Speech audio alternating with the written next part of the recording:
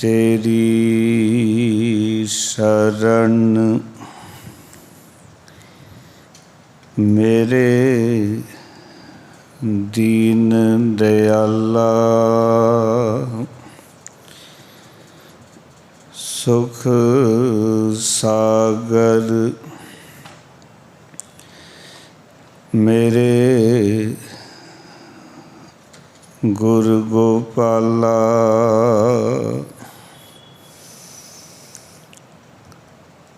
कर कृपा नानक गुण गावे,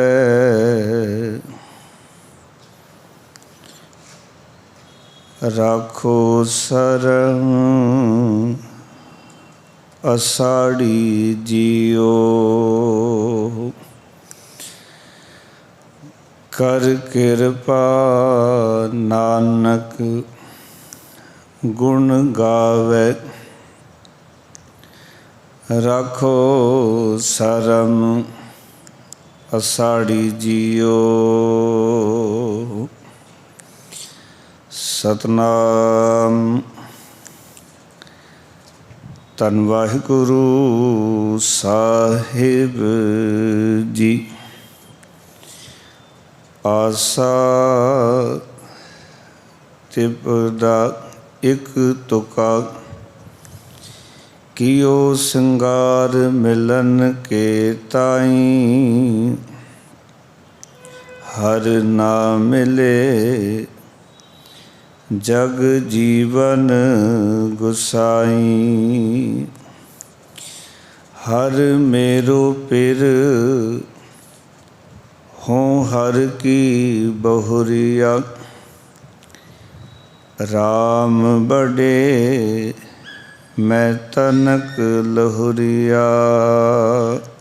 रहाऊ तन पिर एक संग वसेरा। सेज एक पै मिलन दुहेरा। तन सुहागन जो पी भावे। कह कबीर हिर जन्म न आवे। तन सुहागन जो पी भावे। कह कबीर फिर जन्म न आवे।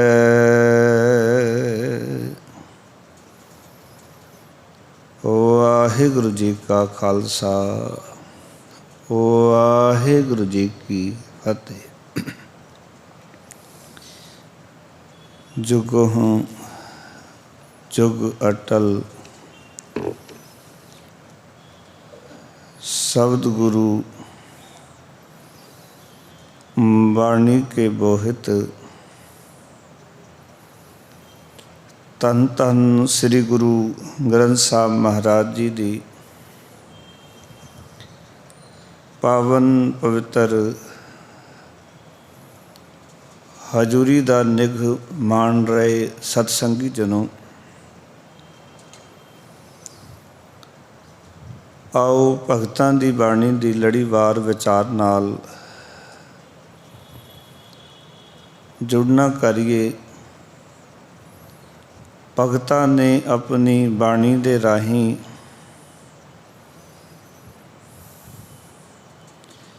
सानू प्रभु मिलाप दा सलीका अते तरीका दस्या है।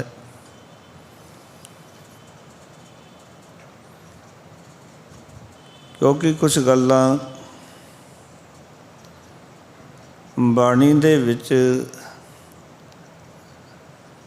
संसारी तौर तो कीतियां गईयां।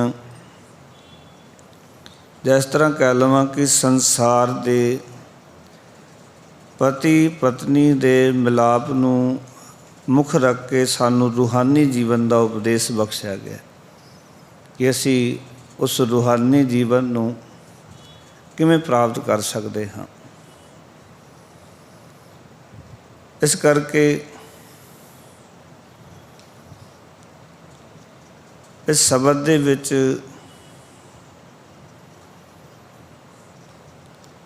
जो गल्लां भगत कबीर साहब जी कर रहे हैं,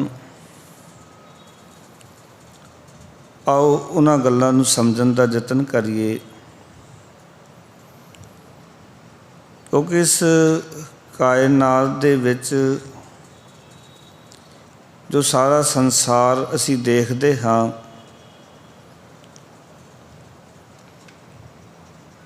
इस दे विच जिहड़ा पुरख है वो एक है। बाकी जितने भी शरीर ने वो सारे शरीरां नूं इस्त्री दी न्याई करके गुरु साहब ने बाणी च दर्शाया। सो आओ आपां जीव आत्मा दा ते परमेश्वर दा मिलाप किवें हुंदा है, उस दे मिलाप दे विच रुकावटां किहड़ियां ने, ये सारियां गल्लां भगत कबीर साहब जी ने शब्द के अंदर दर्ज कीतियां। सो एक बारी गुरु चरनां च सीस निवाओ, गुरमंत्र दी साधन करो, प्यार नाल आखो जी सतनाम श्री वाहे गुरु। फिर करो कृपा सतनाम श्री वाहे गुरु।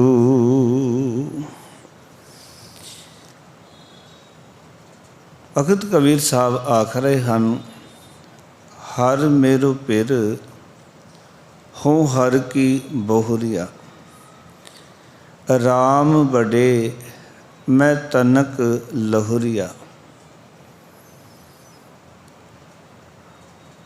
आखन लगे वो अकाल पुरख वाहिगुरु हरि जिहड़ा है वो मेरा खसम है, पति है,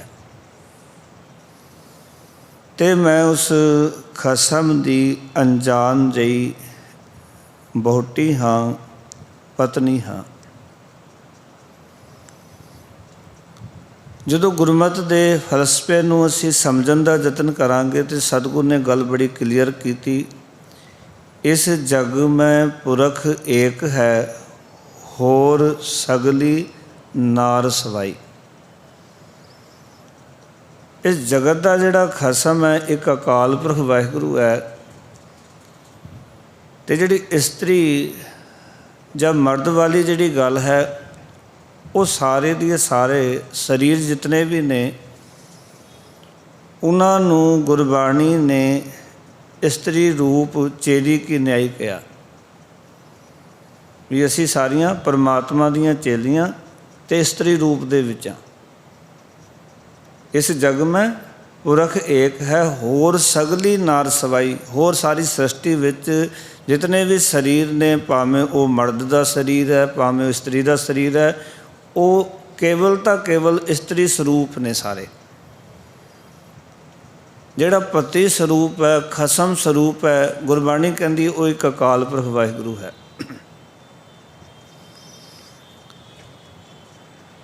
ये गल भी पक्की हो गई कि गुरु साहब ने दस दिता भी अकाल पुरख वाहिगुरु साडा सारियां दा खसम है। सारियां जीव स्त्रियां दा जो पति है वो एक अकाल पुरख वाहिगुरु है। और सारियां जीव स्त्रियां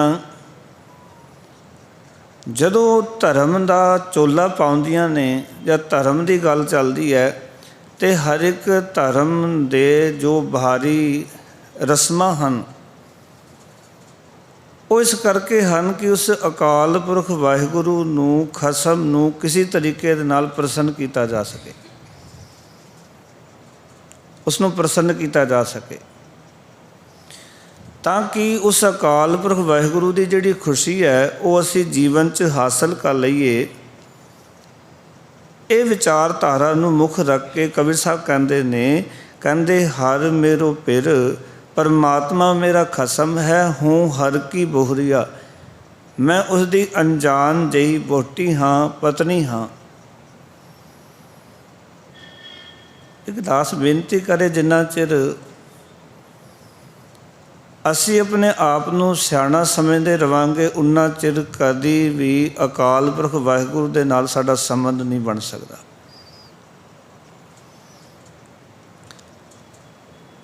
ਕਿਉਂਕਿ ਗੁਰਮਤਿ ਦੀ ਕਸਵੱਟੀ ਕਹਿੰਦੀ ਹੈ, ਸੋਈ ਅਜਾਨ ਕਹੇ ਮੈਂ ਜਾਣਾ। ਉਹ ਅਣਜਾਣ ਹੈ ਜਿਹੜਾ ਕਹਿ ਰਿਹਾ ਮੈਂ ਸਭ ਕੁਝ ਜਾਣਦਾ ਹਾਂ। ਉਸ ਖਸਮ ਅਕਾਲ ਪੁਰਖ ਵਾਹਿਗੁਰੂ ਨੂੰ ਜਾਣ ਕੇ ਇੱਕੋ ਗੱਲ ਸਮਝ ਆਉਂਦੀ ਹੈ ਕਿ ਸੱਚੇ ਪਾਤਸ਼ਾਹ ਅਸੀਂ ਅਣਜਾਣ ਤੈਨੂੰ ਨਹੀਂ ਜਾਣ ਸਕੇ।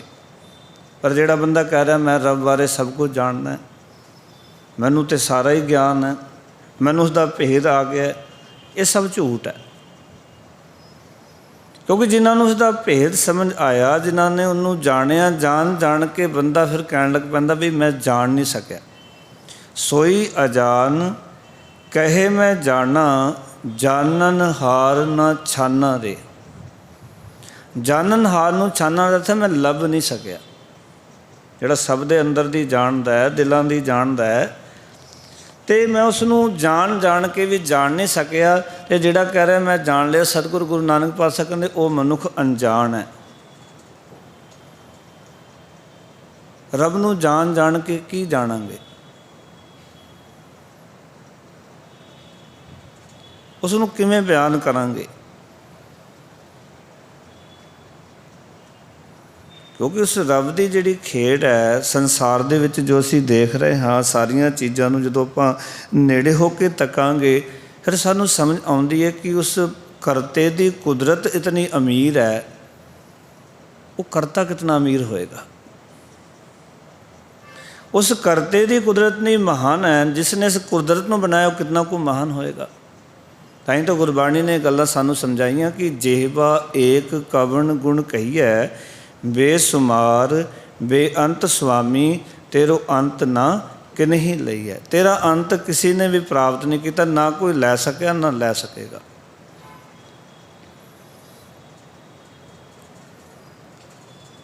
ਹੁਣ ਜਿੰਨਾ ਚਿਰ ਅਸੀਂ ਆਪਣੇ ਆਪ ਨੂੰ ਅਣਜਾਣ ਨਹੀਂ ਸਮਝ ਲੈਂਦੇ, ਆਪਣੀ ਅਗਿਆਨਤਾ ਜਿੰਨਾ ਚਿਰ ਸਾਨੂੰ ਨਜ਼ਰ ਨਹੀਂ ਆ ਜਾਂਦੀ, ਉਨਾ ਚਿਰ ਉਸ ਖਸਮ ਦੇ ਨਾਲ ਸਾਡਾ ਮਿਲਾਪ ਨਹੀਂ ਹੋਣਾ। ਉੱਥੇ ਸਿਆਣਪ ਦਾ ਮਿਲਾਪ ਨਹੀਂ ਹੈ। ਤਾਂ ਹੀ ਗੁਰੂ ਸਾਹਿਬ ਨੂੰ ਇਹ ਗੱਲਾਂ ਲਿਖਣੀਆਂ ਪਈਆਂ, ਸਹਿਸ ਸਿਆਣਪਾ ਲੱਖ ਹੋਹੇ ਤਾਂ ਇੱਕ ਨਾ ਚੱਲੇ ਨਾਲ। ਇੱਕ ਵੀ ਸਿਆਣਪ ਸਾਡੇ ਨਾਲ ਨਹੀਂ ਨਿਭਦੀ, ਭਾਵੇਂ ਜਿਤਨੇ ਮਰਜ਼ੀ ਸਾਡੇ ਸਿਆਣਪਾ ਹੋਣ। ਚਤੁਰਾਈ ਸਿਆਣਪਾ ਕਿਤੇ ਕਾਮ ਨਾ ਆਈਆ। ਚਤੁਰਾਈਆਂ ਸਿਆਣਪਾ ਸਾਡੇ ਕਿਸੇ ਕੰਮ ਨਹੀਂ। ਕਿਉਂਕਿ ਜਦੋਂ ਮਨੁੱਖ ਉਸ ਰਸਤੇ 'ਤੇ ਤੁਰਨਾ ਸ਼ੁਰੂ ਕਰਦਾ ਹੈ ਨਾ, ਅਤੇ ਸ਼ੁਰੂ ਦੇ ਅੰਦਰ ਬੜਾ ਅਣਜਾਣ ਹੁੰਦਾ ਹੈ, ਬੜਾ ਭੋਲਾ ਹੁੰਦਾ ਹੈ, ਬੜਾ ਪ੍ਰੇਮੀ ਹੁੰਦਾ ਹੈ। ਕੁਛ ਦਿਨ ਚੱਲਣ ਤੋਂ ਬਾਅਦ ਮਨੁੱਖ ਸਮਝਣ ਲੱਗ ਪੈਂਦਾ ਵੀ ਮੇਰੇ ਤੋਂ ਜ਼ਿਆਦਾ ਸਿਆਣਾ ਹੋਰ ਸੰਸਾਰ 'ਚ ਕੋਈ ਹੈ ਹੀ ਨਹੀਂ, ਮੈਂ ਸਭ ਤੋਂ ਸਿਆਣਾ ਬਣ ਗਿਆ। ਅਤੇ ਜਿਸ ਦਿਨ ਮਨੁੱਖ ਦੇ ਮਨ ਵਿੱਚ ਇਹ ਗੱਲ ਆ ਜਾਂਦੀ ਹੈ ਕਿ ਮੈਂ ਸਿਆਣਾ ਹਾਂ, ਮੈਂ ਸਮਝਦਾਰ ਹਾਂ, ਉਸ ਦਿਨ ਹੀ ਮਨੁੱਖ ਦਾ ਉਸ ਪ੍ਰਭੂ ਸੱਤਾ ਦੇ ਨਾਲੋਂ ਸੰਬੰਧ ਟੁੱਟ ਜਾਂਦਾ ਹੈ। ਉੱਥੇ ਮਿਲਾਪ ਲਿਵਦਾ ਹੈ, ਉੱਥੇ ਧਾਤ ਕਰਕੇ ਮਿਲਾਪ ਨਹੀਂ ਹੈ। ਦੋ ਚੀਜ਼ਾਂ ਤੁਸੀਂ ਗੁਰਬਾਣੀ ਵਿੱਚ ਬਾਰ-ਬਾਰ ਪੜ੍ਹੋਗੇ, ਲਿਵੈ ਧਾਤ ਕਦੇ ਜੋੜ ਨਾ ਆਈਆ। ਲਿਵ ਦਾ ਅਤੇ ਧਾਤ ਦਾ ਅਰਥ ਹੈ ਮਾਇਆ। ਲਿਵ ਦਾ ਅਰਥ ਹੈ ਪ੍ਰੇਮ, ਸੁਰਤੀ, ਬਿਰਤੀ, ਅਤੇ ਧਾਤ ਮਾਇਆ। ਇਹ ਦੋ ਚੀਜ਼ਾਂ ਦਾ ਕਦੇ ਜੋੜ ਨਹੀਂ ਆਪਸ ਦੇ ਅੰਦਰ। ਜਿਹਨੂੰ ਮਹਾਰਾਜ ਕਹਿੰਦੇ ਹੋਮੈ ਨਾਮੈ ਨਾਲ ਵਿਰੋਧ ਹੈ, ਤੋਏ ਨਾ ਵਸੈ ਇੱਕ ਠਾਏ। ਹੋਮੈ ਅਤੇ ਨਾਮ ਦਾ ਵਿਰੋਧ ਹੈ। ਦੋਨੋਂ ਚੀਜ਼ਾਂ ਕਦੇ ਇਕੱਠੀਆਂ ਨਹੀਂ ਹੋ ਸਕਦੀਆਂ ਜੀਵਨ ਦੇ ਅੰਦਰ। ਜਿੱਥੇ ਹੋਮੈ ਉੱਥੇ ਨਾਮ ਨਹੀਂ ਵਸਣਾ, ਜਿੱਥੇ ਨਾਮ ਵਸ ਗਿਆ ਉੱਥੇ ਹੋਮੈ ਨਹੀਂ ਰਹਿਣੀ। ਭਗਤ ਕਬੀਰ ਸਾਹਿਬ ਉਸ ਬਿਰਤੀ ਨੂੰ ਇੱਥੇ ਪ੍ਰਗਟ ਕਰਨਾ ਚਾਹੁੰਦੇ ਨੇ ਕਿ ਮੈਂ ਨਿਮਾਣੀ ਜਿਹੀ ਪਰਮਾਤਮਾ ਦੀ, ਅਣਜਾਣ ਜਿਹੀ ਉਸਦੀ ਜੀਵ ਇਸਤਰੀ ਹਾਂ, ਉਸਦੀ ਪਤਨੀ ਹਾਂ ਪਰਮਾਤਮਾ ਦੀ। ਉਹ ਅਕਾਲ ਪੁਰਖ ਵਾਹਿਗੁਰੂ ਮੇਰਾ ਖਸਮ ਹੈ।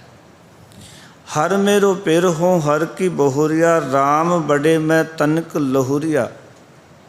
ਰਾਮ ਦਾ ਅਰਥ ਹੈ ਉਹ ਰਮਿਆ ਹੋਇਆ ਜਿਹੜਾ ਅਕਾਲ ਪੁਰਖ ਵਾਹਿਗੁਰੂ ਮੇਰਾ ਖਸਮ ਹੈ ਉਹ ਬਹੁਤ ਵੱਡਾ ਹੈ। ਤੇ ਮੈਂ ਤਨਕ ਲਹੂਰੀਆ, ਤੇ ਮੈਂ ਨਿੱਕੀ ਜਿਹੀ ਬਾਲੜੀ ਹਾਂ, ਮੈਂ ਅਣਜਾਣ ਹਾਂ, ਅਗਿਆਨਨ ਹਾਂ, ਮੈਂ ਛੋਟੀ ਜਿਹੀ ਹਾਂ, ਉਹ ਅਕਾਲ ਪੁਰਖ ਵਾਹਿਗੁਰੂ ਐਡਾ ਵੱਡਾ ਹੈ। ਹੁਣ ਉਸ ਵੱਡੇ ਦੇ ਕੋਲ ਕਿਵੇਂ ਪਹੁੰਚਣਾ ਹੈ, ਵੱਡੇ ਦੇ ਘਰ ਵਿੱਚ ਰਹਿਣਾ ਕਿਵੇਂ ਹੈ, ਵੱਡੇ ਨਾਲ ਗੱਲਬਾਤ ਕਿਵੇਂ ਕਰਨੀ ਹੈ, ਉਹ ਕਿਹੜੀਆਂ ਗੱਲਾਂ ਤੋਂ ਖੁਸ਼ ਹੁੰਦਾ ਹੈ, ਇਹ ਗੱਲਾਂ ਜੀਵਨ 'ਚ ਸਿੱਖਣ ਵਾਲੀਆਂ ਗੁਰਬਾਣੀ ਵਿੱਚ। ਇਹ ਰੱਬ ਕਿਹੜੀਆਂ ਗੱਲਾਂ ਤੋਂ ਪ੍ਰਸੰਨ ਹੁੰਦਾ ਹੈ। ਜੇ ਉਹ ਵੱਡਾ ਹੈ ਨਾ, ਅਸੀਂ ਨਿੱਕੇ ਹਾਂ, ਤਾਂ ਸਾਨੂੰ ਉਸ ਦੇ ਨਾਲ ਗੱਲ ਕਰਨ ਦਾ ਸਲੀਕਾ ਆਉਣਾ ਚਾਹੀਦਾ ਹੈ। ਉਸ ਨੂੰ ਮਿਲਣ ਦਾ ਸਾਨੂੰ ਤਰੀਕਾ ਆਉਣਾ ਚਾਹੀਦਾ ਵੀ ਕਿਹੜੀ ਗੱਲਾਂ ਕਰਕੇ ਉਹ ਨੇੜੇ ਹੁੰਦਾ ਹੈ, ਕਿਹੜੀਆਂ ਗੱਲਾਂ ਕਰਕੇ ਉਹ ਦੂਰ ਹੁੰਦਾ ਹੈ, ਕਿਹੜੀ ਗੱਲ ਉਸ ਨੂੰ ਚੰਗੀ ਲੱਗਦੀ ਹੈ, ਕਿਹੜੀ ਗੱਲ ਉਸ ਨੂੰ ਚੰਗੀ ਨਹੀਂ ਲੱਗਦੀ। ਜੇ ਆਪਾਂ ਦੁਨਿਆਵੀ ਸੰਬੰਧ ਵੀ ਦੇਖੀਏ ਨਾ ਪਤੀ ਪਤਨੀ ਦਾ, ਤਾਂ ਉਸ ਦੇ ਵਿੱਚ ਇਹ ਗੱਲਾਂ ਹੀ ਅਸਲ ਦੇ ਵਿੱਚ ਨੇੜੇ ਤੇ ਦੂਰ ਕਰਦੀਆਂ ਕਿ ਜਿਸ ਦੇ ਨਾਲ ਮੇਰਾ ਵਿਆਹ ਹੋਣਾ ਹੈ, ਜਿਸ ਦੇ ਘਰ ਵਿੱਚ ਜਾ ਕੇ ਮੈਂ ਵਸਣਾ ਹੈ, ਜਿਸ ਪਰਿਵਾਰ ਵਿੱਚ ਰਹਿਣਾ, ਉਸ ਪਰਿਵਾਰ ਦੇ ਵਿੱਚ ਕੀ ਕੁਛ ਹੁੰਦਾ ਹੈ, ਉਸ ਪਰਿਵਾਰ ਦੇ ਲੋਕਾਂ ਨੂੰ ਕਿਹੜੀ ਕਿਹੜੀ ਗੱਲਾਂ ਚੰਗੀਆਂ ਲੱਗਦੀਆਂ, ਕਿਹੜੀ ਗੱਲ ਉਹਨਾਂ ਨੂੰ ਚੰਗੀ ਨਹੀਂ ਲੱਗਦੀ। ਇਸ ਕਰਕੇ ਅਸੀਂ ਦੇਖਦੇ ਹਾਂ ਕਿ ਸਮਾਜ ਦੇ ਵਿੱਚ ਜਿਹੜੇ ਸਿਆਣੇ ਲੋਕ ਨੇ ਉਹ ਆਪਣੀ ਬੱਚੀ ਨੂੰ ਹੁਨਰ ਦਿੰਦੇ ਨੇ, ਆਪਣੀ ਬੱਚੀ ਨੂੰ ਗਿਆਨ ਦਿੰਦੇ ਨੇ, ਬੱਚੀ ਨੂੰ ਲਾਇਕ ਬਣਾਉਂਦੇ ਨੇ ਤਾਂ ਕਿ ਇਹ ਸਹੁਰੇ ਘਰ ਦੇ ਵਿੱਚ ਸਹੀ ਤਰੀਕੇ ਨਾਲ ਵੱਸ ਸਕੇ। ਸਿਆਣੇ ਲੋਕਾਂ ਦਾ ਇਹ ਮੰਨਣਾ ਕਿ ਦਹੇਜ ਬੱਚੀ ਦੇ ਪਤੀ ਘਰ ਵਿੱਚ ਜਾ ਕੇ ਵਸਣਾ ਤਰੀਕਾ ਨਹੀਂ ਹੈ। ਪਰ ਆਮ ਜਿਹੜੇ ਮਾਇਆ ਵਿੱਚ ਰੰਗੇ ਰੱਤੇ ਲੋਕ ਨੇ ਜਾਂ ਮਾਇਆ ਦੇ ਵਿੱਚ ਗਲਤਾਨ ਲੋਕ ਨੇ, ਉਹ ਸਮਝਦੇ ਵੀ ਸ਼ਾਇਦ ਦਹੇਜ ਦੇ ਆਸਰੇ 'ਤੇ ਬੱਚੀ ਸਹੁਰੇ ਘਰ ਵਿੱਚ ਸੁਖੀ ਵਸੇਗੀ, ਪਰ ਇਹ ਗੁਰਮਤਿ ਦਾ ਕਨਸੈਪਟ ਨਹੀਂ ਹੈ। ਇਹ ਗੱਲ ਸਮਝ ਕੇ ਸਾਨੂੰ ਵਿਚਾਰ ਕਰਨੀ ਹੈ, ਦੁਨਿਆਵੀ ਤੌਰ ਤੋਂ ਵੀ, ਅਧਿਆਤਮ ਦੇ ਤੌਰ ਤੋਂ ਵੀ। ਇੱਕ ਬੱਚੀ ਸ਼ੁਭ ਗੁਣਾ ਕਰਕੇ ਉੱਥੇ ਜਾ ਕੇ ਸੁਖੀ ਵਸ ਸਕਦੀ ਹੈ। ਜਦੋਂ ਗੁਰੂ ਮਹਾਰਾਜ ਰਾਮਦਾਸ ਅਮਰਦਾਸ ਮਹਾਰਾਜ ਕਹਿੰਦੇ, ਹਰ ਭ੍ਰਮ ਮੇਰੇ ਬਾਬਲਾ, ਹਰ ਦੇਵੋ ਦਾਨ ਮੈਂ ਦਾਜੋ, ਹਰ ਕਪੜਾ ਹਰ ਸੋਭਾ ਦੇਵੋ, ਜਿਤ ਸਬਰ ਹੈ ਮੇਰਾ ਕਾਜੋ। ਉੱਥੇ ਮੰਗ ਕੋਈ ਹੋਰ ਕੀਤੀ ਜਾ ਰਹੀ ਹੈ। ਉੱਥੇ ਜੇ ਦਾਜ ਦੀ ਗੱਲ ਆਈ ਤਾਂ ਉੱਥੇ ਰੱਬੀ ਗੁਣਾਂ ਦੀ ਗੱਲ ਆਈ, ਸ਼ੁਭ ਗੁਣਾਂ ਦੀ ਗੱਲ ਆਈ ਵੀ ਸੱਚੇ ਪਾਤਸ਼ਾਹ ਵੀ ਮੈਨੂੰ ਉਹ ਸ਼ੁਭ ਗੁਣ ਦੇ, ਉਹ ਗਿਆਨ ਦੇ, ਉਹ ਸਲੀਕਾ ਅਤੇ ਤਰੀਕਾ ਦੱਸ ਕਿ ਮੈਂ ਆਪਣੇ ਪਤੀ ਦੇ ਨਾਲ ਸੁਖੀ ਵਸ ਸਕਾਂ। ਨਹੀਂ ਚਾਹੀਦਾ ਮੈਨੂੰ ਇਹ ਦੁਨਿਆਵੀ ਦਾਜ। ਦੁਨਿਆਵੀ ਮਨਮੁਖ ਜਿਹੜੇ ਲੋਕ ਨੇ ਉਹ ਦੁਨਿਆਵੀ ਦਾਜ ਜਿਹੜਾ ਉਹ ਰੱਖ ਕੇ ਲੋਕਾਂ ਨੂੰ ਵਿਖਾਉਂਦੇ ਨੇ, ਨੁਮਾਇਸ਼ ਕਰਦੇ ਨੇ ਉਸ ਆਪਣੇ ਪੈਸੇ ਦੀ। ਸੱਚੇ ਪਾਤਸ਼ਾਹ ਮੈਨੂੰ ਉਹ ਨੁਮਾਇਸ਼ ਨਹੀਂ ਚਾਹੀਦੀ। ਆਮ ਤੁਸੀਂ ਵੇਖੋਗੇ ਨਾ, ਹੈਰਾਨੀ ਦੀ ਹੱਦ ਹੋ ਗਈ ਅੱਜ ਕਿ ਜਦੋਂ ਮੈਂ ਦੇਖਦਾ ਸ਼ਗਨ ਦੀ ਰਸਮ ਹੁੰਦੀ ਹੈ ਅਤੇ ਫਰਿੱਜ ਵੀ ਲਾ ਕੇ ਇੱਥੇ ਰੱਖ ਦਿੰਦੇ ਨੇ, TV ਵੀ ਇੱਥੇ ਲਾ ਕੇ ਰੱਖਦੇ ਨੇ, ਮੈਂ ਗੁਰੂ ਸਾਹਿਬ ਨੂੰ ਦਿਖਾਉਣਾ। ਸਾਰੀਆਂ ਚੀਜ਼ਾਂ ਇੱਥੇ ਲਾ ਕੇ, ਕਿਤਨੇ ਕੰਬਲ ਨੇ, ਕਿਹੜੀ ਕਿਹੜੀ ਚੀਜ਼ਾਂ ਨੇ, ਉਹ ਸਾਰੀਆਂ ਲਾ ਕੇ ਗੁਰੂ ਹਜ਼ੂਰੀ 'ਚ ਰੱਖਣੀਆਂ। ਅਤੇ ਜਿਹੜੀ ਗੱਲਾਂ ਤੋਂ ਗੁਰੂ ਸਾਹਿਬ ਨੇ ਰੋਕਿਆ ਉਹਦਾ ਸਰੇਆਮ ਗੁਰੂ ਸਾਹਿਬ ਜੀ ਦੀ ਵਿਚਾਰਧਾਰਾ ਦਾ ਵਿਰੋਧ ਕਰਨਾ ਹੁੰਦਾ। ਪਰ ਅਸੀਂ ਲੋਕ ਸਮਝਦੇ ਨੇ, ਜੇ ਕਿਸੇ ਨੂੰ ਕਹਿ ਕੇ ਵੇਖੋ ਵੀ ਇੱਥੇ ਸਮਾਨ ਨਹੀਂ ਰੱਖਣਾ ਅਤੇ ਉਹਨਾਂ ਨੂੰ ਲੜਨ ਨੂੰ ਪੈਣਾ, ਅਸੀਂ ਗੁਰਦੁਆਰਾ ਬੁੱਕ ਕੀਤਾ, ਜਿਵੇਂ ਕਿ ਗੁਰਦੁਆਰਾ ਖਰੀਦ ਲਿਆ ਹੋਵੇ। ਬੁਕਿੰਗ ਦਾ ਅਰਥ ਵੀ ਗੁਰਦੁਆਰਾ ਅਸੀਂ ਖਰੀਦ ਲਿਆ, ਸਾਡੇ ਬਾਪ ਦਾ ਬਣ ਗਿਆ ਗੁਰਦੁਆਰਾ। ਹੁਣ ਅਸੀਂ ਪੈਸੇ ਦਿੱਤੇ ਨੇ 5500 ਰੁਪਏ, ਇਸ ਕਰਕੇ ਅਸੀਂ ਗੁਰਦੁਆਰਾ ਹੁਣ ਖਰੀਦ ਲਿਆ। ਸਾਡੀ ਵਿਚਾਰਧਾਰਾ ਅਸੀਂ ਕਿੱਥੇ ਖਲੋਤੇ ਹਾਂ। ਸਿੱਖੀ ਅੱਜ ਕਿਤਨੇ ਨਿਮਾਣੇ ਪੱਧਰ 'ਤੇ ਚਲੀ ਗਈ ਕਿ ਅਸੀਂ ਇਸ ਗੱਲ ਨੂੰ ਮਹਿਸੂਸ ਨਹੀਂ ਕਰ ਪਾ ਰਹੇ।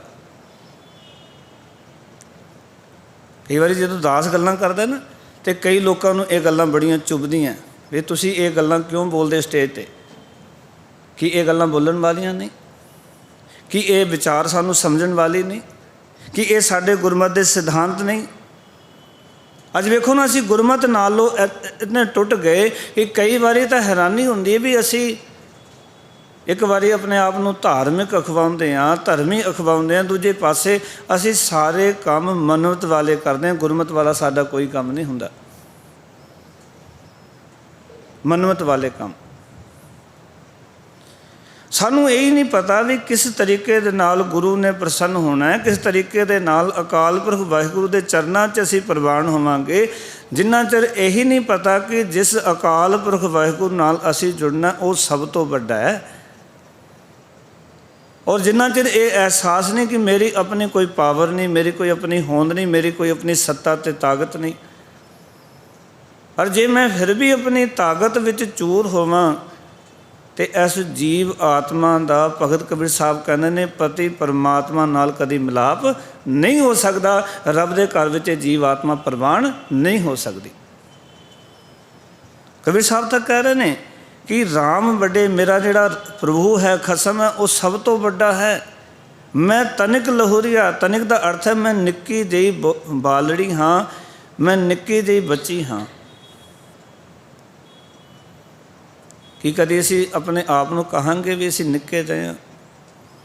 ਗੁਰਬਾਣੀ ਤਾਂ ਆਖਦੀ ਵੀ ਜੇ ਰੱਬ ਨੂੰ ਮਿਲਣਾ ਤੇ ਆਪ ਗਵਾਈਐ ਤਾਂ ਸਹਿ ਪਾਈਐ ਔਰ ਕੈਸੀ ਚਤਰਾਈ। ਚਤਰਾਈਆਂ ਦੇ ਨਾਲ ਅਕਾਲ ਪੁਰਖ ਵਾਹਿਗੁਰੂ ਦਾ ਮਿਲਾਪ ਨਹੀਂ ਹੈ। ਇੱਥੇ ਆਪਾ ਪਾਓ ਗਵਾ ਕੇ ਹੀ ਆਉਣਾ ਪੈਣਾ। ਜਦੋਂ ਆਪਾਂ ਗੱਲਾਂ ਗੁਰਮਤਿ ਦੀ ਪੜ੍ਹਦੇ ਹਾਂ ਨਾ, ਤੇ ਅਸੀਂ ਉਹਨਾਂ ਗੱਲਾਂ ਦੇ ਉੱਤੇ ਪਹਿਰਾ ਨਹੀਂ ਦਿੰਦੇ। ਅਸੀਂ ਪੜ੍ਹ ਲੈਂਦੇ ਕਿ ਜੋ ਤੋ ਪ੍ਰੇਮ ਖਿਲਨ ਕਾ ਚਾਓ, ਸਿਰ ਧਰ ਤਲੀ ਗਲੀ ਮੇਰੀ ਆਓ, ਇਹ ਤਾਂ ਮਾਰਗ ਪੈਰ ਧਰੀ ਜੈ, ਸਿਰ ਦੀਜੈ ਕਾਨ ਨਾ ਕੀਜੈ। ਸਿਰ ਦੇਣਾ ਇਹ ਨਹੀਂ ਵੀ ਸਿਰ ਵੱਢ ਕੇ ਗੁਰੂ ਨੇ ਦੇਣਾ। ਸਿਰ ਦਾ ਅਰਥ ਹੈ ਕਿ ਆਪਣੇ ਇਸ ਅਕਲ ਨੂੰ, ਆਪਣੀ ਹਉਮੈ ਹੰਕਾਰ ਨੂੰ ਛੱਡ ਕੇ ਗੁਰੂ ਕੋਲ ਆ। ਸਿਰ ਦੇਣਾ ਗੁਰਮਤਿ ਵਿੱਚ ਇਹ ਹੈ ਵੀ ਜਿਹੜੀ ਤੂੰ ਆਪਣੀ ਅਕਲ ਵਰਤਦਾ ਨਾ, ਆਪਣੇ ਹਉਮੈ ਹੰਕਾਰ ਦੀ ਇਹ ਮਤ ਬਣਾਈ ਹੈ, ਹਉਮੈ ਹੰਕਾਰ ਨੂੰ ਛੱਡ ਕੇ ਗੁਰੂ ਦੇ ਦਰ 'ਤੇ ਆ।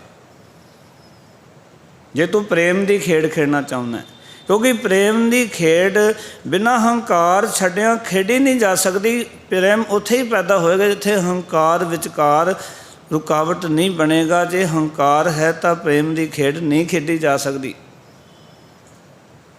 ਤੇ ਇਹ ਅਹਿਸਾਸ ਜਿੰਨਾ ਚਿਰ ਨਹੀਂ ਵੀ ਤੂੰ ਵੱਡਾ ਹੈ ਤੇ ਅਸੀਂ ਛੋਟੇ ਹਾਂ, ਇਹ ਅਹਿਸਾਸ ਜਿੰਨਾ ਚਿਰ ਨਹੀਂ ਕਿ ਹਮ ਮੈਲੇ ਤੁਮ ਉਜਲ ਕਰਤੇ, ਹਮ ਨਿਰਗੁਣ ਤੂੰ ਦਾਤਾ, ਹਮ ਮੂਰਖ ਤੁਮ ਚਤੁਰ ਸਿਆਣੇ, ਤੂੰ ਸਰਬ ਕਲਾ ਕਾ ਗਿਆਤਾ। ਮਾਧੋ ਹਮ ਐਸੇ ਤੂੰ ਐਸਾ, ਹਮ ਪਾਪੀ ਤੁਮ ਪਾਪ ਖੰਡਨ ਨੀਕੋ ਠਾਕੁਰ ਦੈਸਾ। ਅਸੀਂ ਪਾਪੀ ਹਾਂ, ਤੁਸੀਂ ਪਾਪਾਂ ਨੂੰ ਖੰਡਨ ਕਰਨ ਵਾਲੇ ਹੋ। ਅਸੀਂ ਮੈਲ ਨਾਲ ਭਰੇ ਹੋਏ ਹਾਂ, ਤੁਸੀਂ ਉਜਲ ਕਰਨ ਵਾਲੇ ਹੋ। ਅਸੀਂ ਨਿਰਗੁਣ ਹਾਂ, ਤੁਸੀਂ ਗੁਣ ਦੇਣ ਵਾਲੇ ਹੋ। ਪਿਆਰ ਵਾਲੋ, ਜਿੰਨਾ ਚਿਰ ਇਹ ਅਹਿਸਾਸ ਨਹੀਂ ਉਨਾ ਚਿਰ ਉਸ ਮਾਲਕ ਨੂੰ ਅਸੀਂ ਵੱਡਾ ਵੱਡਾ ਵੀ ਕਵਾਂਗੇ, ਪਰ ਅੰਦਰੋਂ ਵੱਡਾ ਨਹੀਂ ਸਮਝ ਸਕਾਂਗੇ ਵੀ ਰੱਬ ਵੱਡਾ। ਕਈ ਵਾਰੀ ਜਦੋਂ ਬੰਦਾ ਕਹਿੰਦਾ ਵੀ ਰੱਬ ਤਾਂ ਬਹੁਤ ਵੱਡਾ ਹੈ ਜੀ, ਪਰ ਉਸ ਦੇ ਬੋਲਾਂ ਵਿੱਚੋਂ ਹਉਮੈ ਦੀ ਬੂ ਆ ਰਹੀ ਹੁੰਦੀ ਹੈ, ਜਿਵੇਂ ਇਹ ਵੱਡਾ ਵੀ ਹਉਮੈ ਦੇ ਅਧੀਨ ਆਖ ਰਿਹਾ ਹੋਵੇ। ਇਸ ਕਰਕੇ ਭਗਤ ਕਬੀਰ ਸਾਹਿਬ ਜੀ ਇੱਥੇ ਸਮਝਾਉਣਾ ਚਾਹੁੰਦੇ ਨੇ ਕਿ ਆਪਣੇ ਆਪ ਨੂੰ ਨਿਮਾਣ 'ਤੇ ਰੱਖ ਕੇ ਨਾ ਉਸ ਖਸਮ ਅਕਾਲ ਪੁਰਖ ਵਾਹਿਗੁਰੂ ਜੀ ਨੂੰ ਵੱਡਾ ਆਖੋ, ਕਿਉਂਕਿ ਅਸਲ ਵਿੱਚ ਵੱਡਾ ਆਖਾਂਗੇ ਤਾਂ ਮਿਲਾਪ ਹੋਵੇਗਾ, ਪਰ ਮੇਰਾ ਉਸ ਦਾ ਮਿਲਾਪ ਨਹੀਂ ਹੋ ਰਿਹਾ। ਫਿਰ ਮਿਲਾਪ ਲਈ ਕੀ ਕੀਤਾ? ਕਬੀਰ ਸਾਹਿਬ ਫਿਰ ਦੱਸ ਰਹੇ ਨੇ ਕਿ ਉਹ ਸਿੰਗਾਰ ਮਿਲਨ ਕੇ ਤਾਈ, ਹਰ ਨਾਮ ਮਿਲੇ ਜਗ ਜੀਵਨ ਗੁਸਾਈ। ਆਖਣ ਲੱਗੇ ਮੈਂ ਅਕਾਲ ਪੁਰਖ ਵਾਹਿਗੁਰੂ ਨੂੰ ਮਿਲਣ ਵਾਸਤੇ ਸਿੰਗਾਰ ਕੀਤਾ,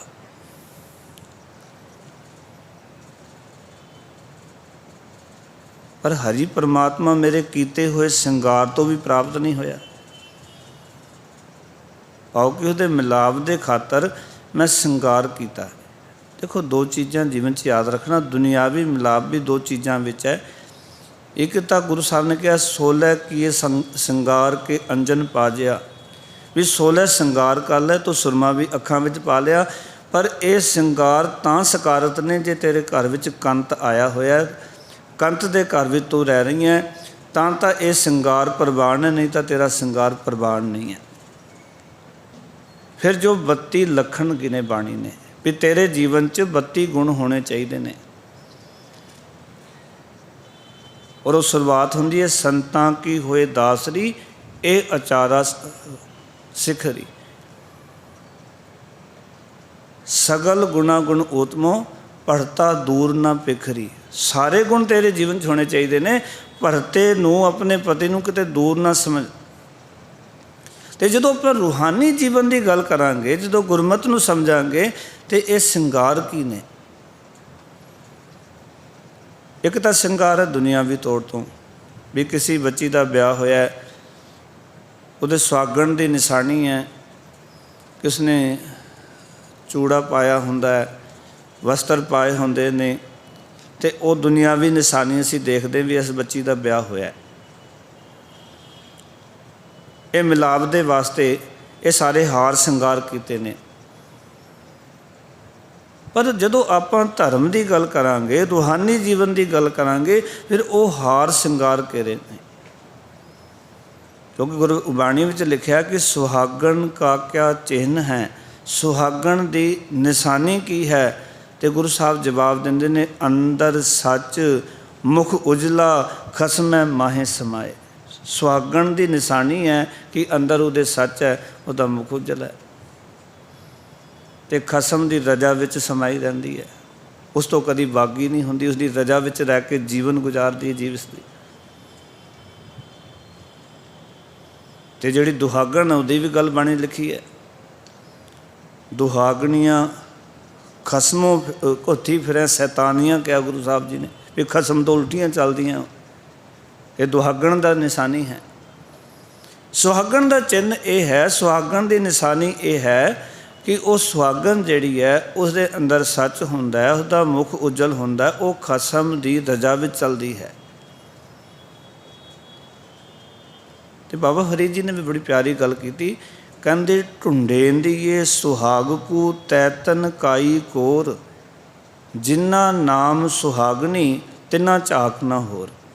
ਬਾਬਾ ਫਰੀਦ ਜੀ ਕਹਿੰਦੇ ਨੇ ਕਿ ਸੁਹਾਗ ਨੂੰ ਲੱਭੀਏ, ਇੱਕ ਸੁਹਾਗਣ ਨੂੰ ਲੱਭੀਏ, ਢੂੰਡੇਂਦੀਏ ਸੁਹਾਗ ਕੂ। ਜੇ ਤੂੰ ਸੁਹਾਗਣ ਹੋਣਾ ਚਾਹੁੰਦੀ ਹੈ, ਆਪਣਾ ਸੁਹਾਗ ਲੱਭਣਾ ਚਾਹੁੰਦੀ ਹੈ, ਤੈਤਨ ਕਾਈ ਕੋਰ, ਅਤੇ ਤੇਰੇ ਮਨ ਵਿੱਚ ਹੋਰ ਕੋਈ ਆਸ ਨਹੀਂ ਹੋਣੀ ਚਾਹੀਦੀ। ਜੇ ਵਾਕਈ ਤੂੰ ਸੁਹਾਗਣ ਬਣਨਾ ਚਾਹੁੰਦੀ ਹੈ ਨਾ, ਅਤੇ ਜੇ ਖਸਮ ਨੂੰ ਪ੍ਰਵਾਨ ਹੋਣਾ ਚਾਹੁੰਦੀ ਹੈ, ਤਾਂ ਤੇਰੇ ਅੰਦਰ ਹੋਰ ਕੋਈ ਆਸ ਨਹੀਂ ਹੋਣੀ। ਢੂੰਡੇਂਦੀਏ ਸੁਹਾਗ ਕੋ ਤੈਤਨ ਕਾਈ ਕੋਰ, ਜਿਨ੍ਹਾਂ ਨਾਮ ਸੁਹਾਗਣੀ ਤਿੰਨਾ ਝਾਕ ਨਾ ਹੋਰ। ਜਿਨ੍ਹਾਂ ਦਾ ਨਾਮ ਸੁਹਾਗਣ ਹੈ, ਉਹਨਾਂ ਦੇ ਮਨ ਵਿੱਚ ਕੋਈ ਹੋਰ ਝਾਕ ਨਹੀਂ ਹੈ, ਕੋਈ ਹੋਰ ਆਸ ਨਹੀਂ ਹੈ। ਅਤੇ ਜਿਨ੍ਹਾਂ ਦੇ ਅੰਦਰ ਕੋਈ ਹੋਰ ਆਸ ਹੈ, ਉਸ ਨੂੰ ਗੁਰੂ ਸਾਹਿਬ ਨੇ ਲਿਖਿਆ, ਮਹਾਰਾਜ ਕਹਿੰਦੇ ਬਿਨ ਸ਼ਬਦੈ ਸੁਧ ਨਾ ਹੋਵੇ, ਜੇ ਅਨੇਕ ਕਰੈ ਸ਼ਿੰਗਾਰ। ਸ਼ਬਦ ਤੋਂ ਬਿਨਾਂ ਨਿਰਮਲ ਨਹੀਂ ਹੋ ਸਕਦੀ ਤੂੰ ਅਨੇਕਾਂ ਸ਼ਿੰਗਾਰ ਕਰ ਲਵੇਂ, ਫਿਰ ਕੀ ਸਾਰ ਨਾ ਜਾਣੀ, ਦੂਜੇ ਭਾਏ ਪਿਆਰ। ਤੂੰ ਖਸਮ ਦੀ ਸਾਰ ਕਿਵੇਂ ਜਾਣ ਲਏਂਗੀ ਜਦੋਂ ਉਹਦੇ ਨਾਲ ਤੇਰਾ ਪਿਆਰ ਨਹੀਂ? ਅਤੇ ਮਹਾਰਾਜ ਕਹਿੰਦੇ ਸਾ ਕੁਸੁਧ ਸਾ ਕੁਲੱਖਣੀ, ਨਾਨਕ ਨਾਰੀ ਵਿੱਚ ਕੁਨਾਰ। ਉਹ ਇਸਤਰੀ ਵਿੱਚੋਂ ਭੈੜੀ ਨਾਰ ਹੈ, ਭੈੜੇ ਲੱਖਣਾਂ ਵਾਲੀ ਹੈ, ਕੁਨਾਰ ਹੈ। ਕੌਣ? ਜਿਹੜੀ ਪਰਮਾਤਮਾ ਦੀ ਸਾਰ ਨੂੰ ਨਹੀਂ ਜਾਣਦੀ, ਅਤੇ ਦੂਜੇ ਭਾਏ ਪਿਆਰ ਪਾਓ, ਕਿ ਸੰਸਾਰ ਦੇ ਇਹਨਾਂ ਵਸਤੂਆਂ ਨਾਲ ਤਾਂ ਪਿਆਰ ਕਰਦੀ ਹੈ, ਪਰ ਜਿਨਨੇ ਵਸਤੂਆਂ ਬਣਾਈਆਂ, ਇਹ ਕੁਦਰਤ ਬਣਾਈ, ਸੰਸਾਰ ਬਣਾਇਆ, ਜਿਹੜਾ ਤੇਰਾ ਅਸਲ ਵਿੱਚ ਖਸਮ ਹੈ, ਉਹਦੇ ਨਾਲ ਤੇਰਾ ਪਿਆਰ ਨਹੀਂ ਹੈ, ਅਤੇ ਤੂੰ ਕੁਨਾਰ ਹੈ, ਭੈੜੀ ਨਾਰ ਹੈ, ਤੂੰ ਇਸਤਰੀਆਂ ਵਿੱਚੋਂ ਭੈੜੀ ਜੀਵ ਇਸਤਰੀ ਹੈ। ਮੈਂ ਬੇਨਤੀ ਕਰ ਰਿਹਾ ਸੀ ਕਿ ਧਾਰਮਿਕ ਸ਼ਿੰਗਾਰ ਕੀ ਹੈ? ਅਸਲ ਵਿੱਚ ਹਰ ਇੱਕ ਧਰਮ ਨੇ ਮਨੁੱਖ ਦੇ ਕੋਈ ਨਾ ਕੋਈ ਬਾਹਰਲਾ ਭੇਖ ਜਿਹੜਾ ਹੈ ਉਹ ਦਿੱਤਾ ਹੈ। ਜਿਤਨੇ ਵੀ ਰਹਿਬਰ ਹੋਏ, ਜਿਤਨੇ ਵੀ ਧਾਰਮਿਕ ਪੁਰਖ ਹੋਏ, ਜਿਨ੍ਹਾਂ ਨੂੰ ਲੋਕ ਅਵਤਾਰੀ ਪੁਰਖ ਕਹਿੰਦੇ ਨੇ, ਕੋਈ ਵੀ ਧਰਮ ਵੇਖ ਲਓ, ਉਸ ਧਰਮ ਦਾ ਕੋਈ ਨਾ ਕੋਈ ਬਾਹਰੀ ਜ਼ਰੂਰ ਨਾ ਕੋਈ ਭੇਖ ਹੋਏਗਾ। ਅਸਲ ਵਿੱਚ ਉਹ ਧਾਰਮਿਕ ਭੇਖ ਇੱਕ ਨਿਸ਼ਾਨੀ ਸੀ ਕਿ ਇਹ ਧਰਮ ਦੇ ਮਾਰਗ 'ਤੇ ਤੁਰਨ ਵਾਲਾ ਮਨੁੱਖ ਹੈ। ਹਰ ਇੱਕ ਧਰਮ ਦੀ ਕੋਈ ਜਨੇਊ ਪਾਉਂਦਾ ਹੈ, ਕੋਈ ਤਿਲਕ ਲਾਉਂਦਾ ਹੈ, ਕੋਈ ਸੁੰਨਤ ਕਰਦਾ ਹੈ। ਹਰ ਇੱਕ ਧਰਮ ਦੀ ਆਪਣੀ ਆਪਣੀ ਨਿਸ਼ਾਨੀ, ਬੋਧੀਆਂ ਦੀ ਆਪਣੀ ਹੈ, ਜੈਨੀਆਂ ਦੀ ਆਪਣੀ ਹੈ, ਪਾਰਸੀਆਂ ਦੀ ਆਪਣੀ ਹੈ। ਜਿਤਨੇ ਵੀ ਧਰਮ ਹੋਂਦ ਵਿੱਚ ਨੇ, ਗੁਰੂ ਸਾਹਿਬ ਨੇ ਵੀ ਸਾਨੂੰ 5 ਕਕਾਰੀ ਵਰਦੀ ਦਿੱਤੀ ਹੈ। ਇਹ ਸ਼ਿੰਗਾਰ ਹੈ। ਗੁਰੂ ਸਾਹਿਬ ਨੇ ਜਿਹੜਾ 5 ਕਕਾਰ ਦਿੱਤੇ, ਇਹ ਸ਼ਿੰਗਾਰ ਹੈ ਧਰਮ ਦਾ।